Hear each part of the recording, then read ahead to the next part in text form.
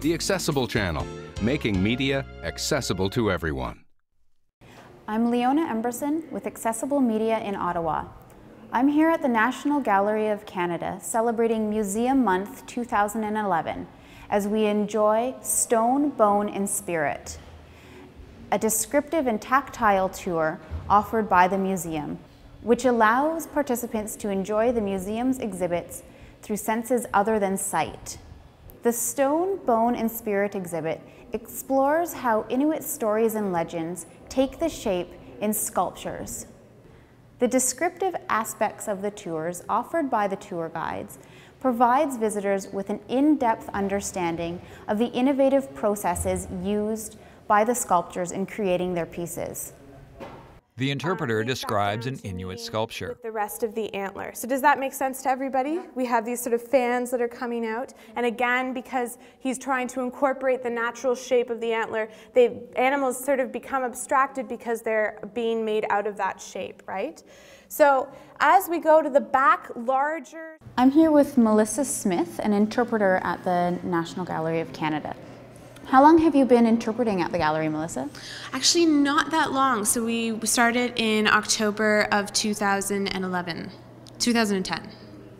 Yeah. And how many of the Stimulating the Senses tours have you been involved with? A fair bit, or? Probably about 5 now, in general, just following, and then about 3 that I've given myself as the lead interpreter on. And how do you find that these tours are unique from the other tours that you offer? Because there's so much more involved in incorporating everyone, regardless of what the needs are, and also the ability to stand and describe a work is often really nice as well, because typically we're always thinking about the message behind it, rather than just really taking the time to focus on what there is in front of you. There really is no huge divide, and I think that that's kind of a lovely part of the Inuit culture. And we really see this here, that idea of metamorphosis, transformation. So that's really awesome to be able to spend that time to describe it and to think about it in the greater sense of just its existence in general. And then also the fact that we also can provide items. So today, for instance, feeling the antler and feeling the different stones and such that go into creating the sculpture that we looked at. We find that offering these tours at the museum not only is beneficial to the blind and vision impaired visitors, but enhances any other part of the museum? Absolutely, absolutely.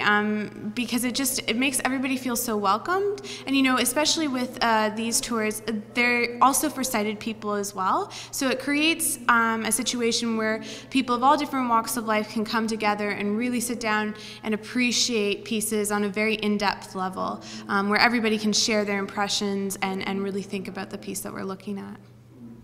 The National Gallery of Canada's Stimulating the Senses tour provides greater accessibility to Museum Month 2011 by turning art into something that everyone can feel.